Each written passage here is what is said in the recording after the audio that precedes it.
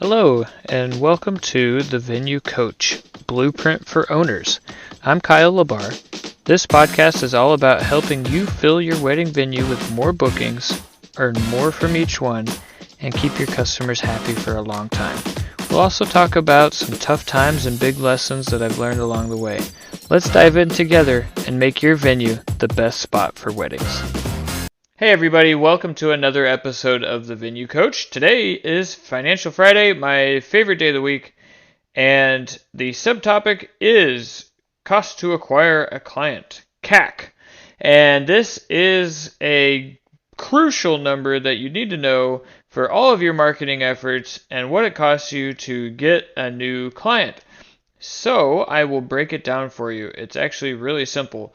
You will take the total costs for the month that you spend on marketing efforts. So that can be if you have an agency, that can be if you are spending on ads across all platforms, that can be if you have any promotional things that you give away as part of the draw to get people in or to get people in to tour, that sort of thing. And so you're going to add up all of those expenses and then divide it by the number of bookings that you get in that month. And when you do that, that gives you your CAC. For example, if I were to be spending $1,000 a month on marketing, on paid ads, and I was also paying an agency another $1,000 a month, and let's say that I gave out $500 worth of free things to get people to come out and tour, and then I would add all that up. That's $2,500, and then let's just say I got 5 bookings out of that. I would divide 2,500 by 500, which would give me 500, or by 5 would give me 500 to 1. So per one booking, it cost me $500. And when you know that number, then you can see if that is in range, or if that is too expensive, or can we make it better.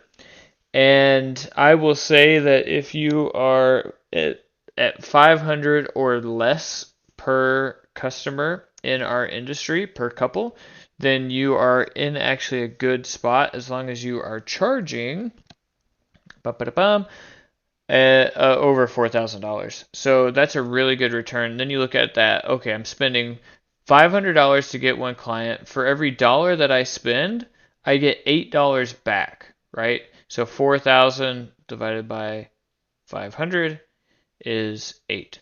So you're getting $8 back for every dollar that you put in, which is awesome. It can be better.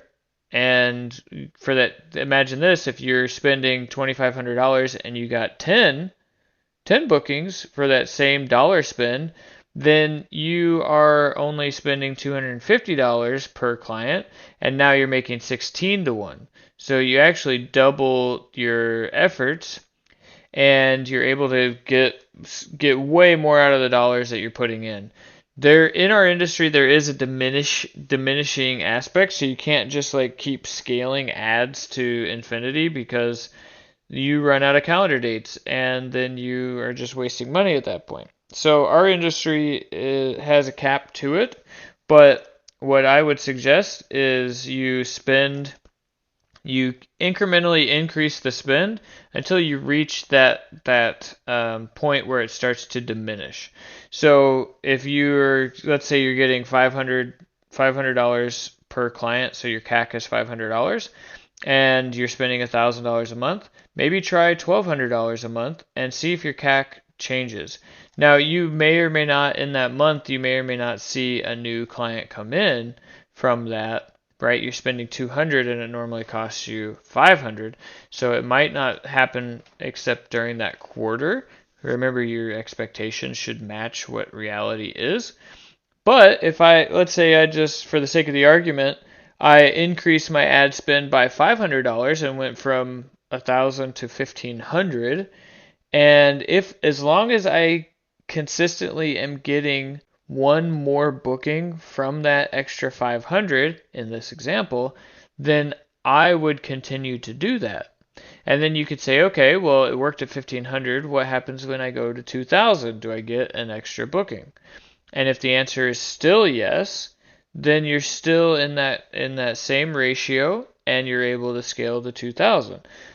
The main thing when you're looking at this, you want to look at the longest time horizon for your data to give you the clearest picture of what you're working with. So if you're looking at it over just 1 month, it's going to be more volatile than if you're looking at it over 12 months and you say, oh, this is actually over 12 months, this is what I can expect, and then you're able to make better judgments and decisions for your business when you're using longer time horizon on your data.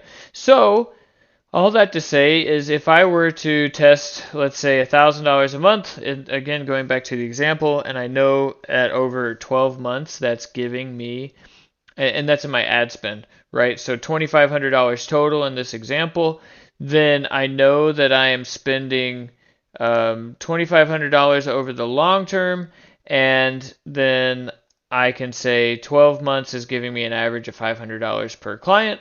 Okay, let's go up to 3,000 total. Now, do I get one more? Do I get six? If I get six, then I'm still at that 500. Do I get seven? Is it actually better? Does the CAC come down? And so those are things that you have to weigh and determine. But if you look at it, you try it for 1 month and you didn't get a sale, it might just be that you were unlucky and didn't get the one that was going to purchase that month, but it could be that the next month you get two extra sales. And so that average would still be the same, but if you look at it on a 1 month horizon versus two, it might skew the data a bit because it's a limited data set. So I would recommend typically trying something for about a quarter, so for 3 months. And then from there, you can make a better decision. If after 3 months you're really not seeing an impact, you might get an extra one, but your CAC has gone up, then dial it back a little bit and see how that works. But that's how you find the sweet spot for the spend that you need to do to match what you have available and where you're not seeing a precipitous drop off, a steep drop off of your CAC where it just starts becoming super expensive because you're spending too much. So anyways, I hope this was informative and helpful. If you have more questions about it, drop a line in the comments and I'm happy to go into more details. Anyways, if you found this useful, please subscribe. Stay tuned for the next one. I'll see you there.